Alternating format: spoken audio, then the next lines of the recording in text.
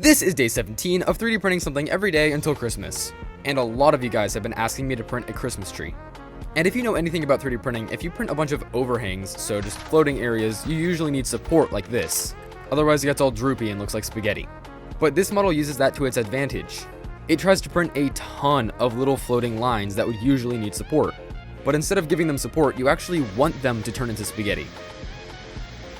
All that spaghetti and mistakes actually form the branches of the tree. And I think this looks way better than just printing a normal one. And I'd imagine this is actually a really easy thing to make because it's taking advantage of the mistakes in your printer. Make sure to leave your print suggestions in the comments and subscribe not to miss tomorrow's video.